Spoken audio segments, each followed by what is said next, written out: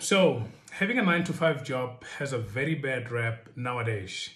Everybody who's finishing school, is graduating, or perhaps is also thinking about getting to university, they're thinking, hey, why should I actually do this 9 to 5 job thing? There's a lot of unemployment in South Africa. Well, the stats are always changing, and also the stats that are recorded, actually not including the people who got retrenched recently or the people who just left their jobs.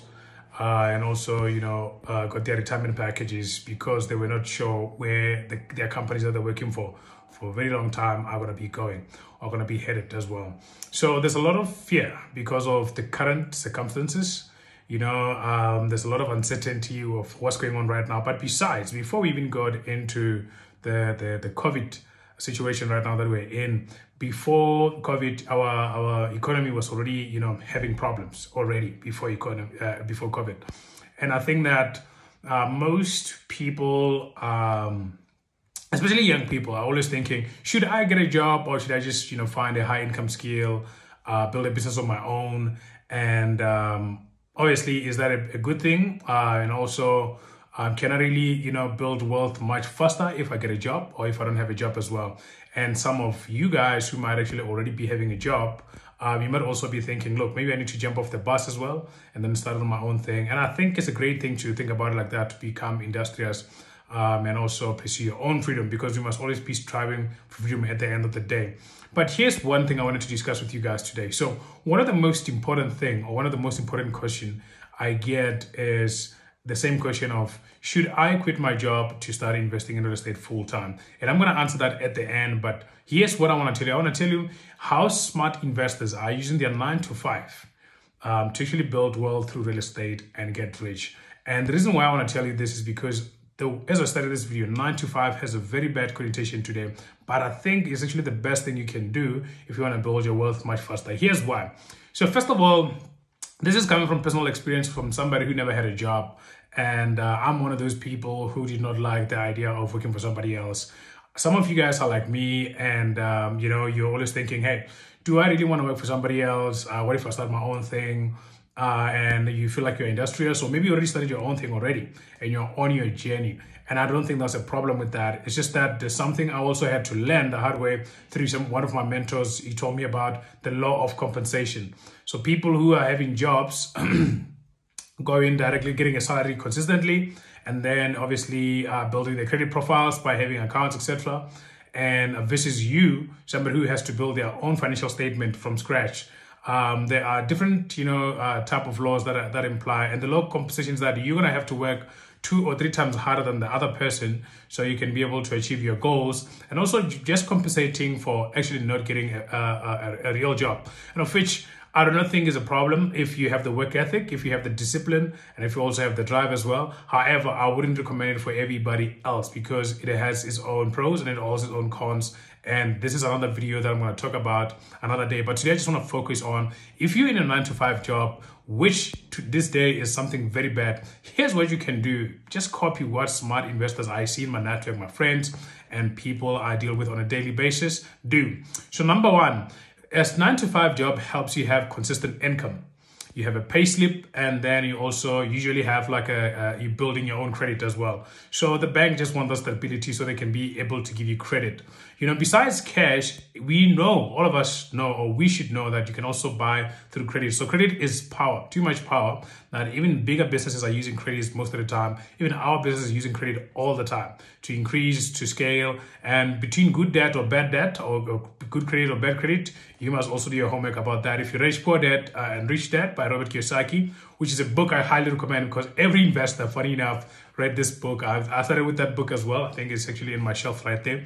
And I think you should read it and figure out what's the difference between good debt or bad debt, or good credit or bad credit as well. So credit is something very, very important. I think that if you have a affordability, which is coming from your stable income, and then it's easier for you to actually get loans from the bank, loans for your car, loans for buying a first home, much easier than somebody who doesn't, and somebody who has maybe a commission-based job, maybe somebody who is an entrepreneur and then they're getting income here and there. Maybe your company is less than a year old and the bank requires 2-year financials. So that means they can't give you the money. We all know, I think there's a previous video where I discussed why banks don't give you guys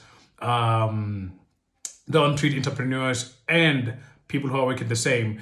And for business owners, it's a little bit tougher to get loans from the bank, especially when you're starting up. Especially if you don't have 2 years, so you don't have enough track record. And if the previous 6 month statement that you have from your bank are being inconsistent in terms of income. So if they are all going up, or maybe they're consistent on a consistent basis, then you're not high risk. But if your 6 months bank statement that you're going to be submitting with your financials, etc., are having a little bit of a variation on the revenue, actually, then they're going to view you as high risk as well. So there's a lot of other factors that play on that, of which I will get into that on another video, or maybe get an expert as well to just discuss the high level view of those things so you can be well aware of them as well. So today, back to you getting a salary, affordability, it helps you out with that, because now you can go to the bank and say, hey, borrow me money and then I'll pay you, and then they can check, hey, can you afford to pay us back?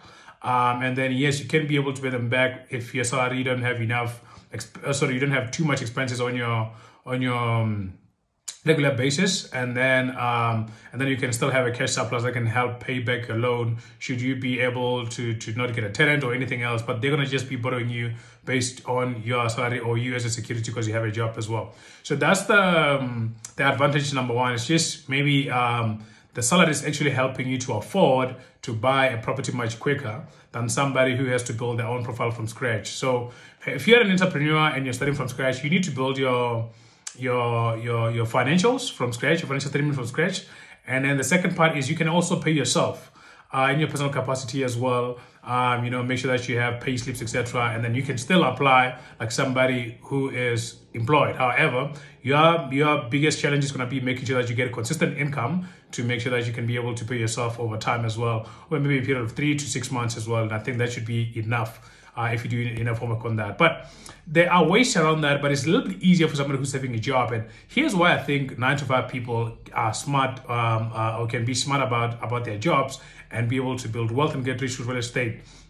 If you use your affordability, for example, maybe you qualify for 400,000 and you save up some money as well, then you can go to the bank and then be able to borrow 200,000, buy your first property, and then maybe you can even get 105% home loan if you're like a first-time home buyer through ABSA, and then I think it can cover your transfer cost as well and all of those other things as well. So already you have your first property.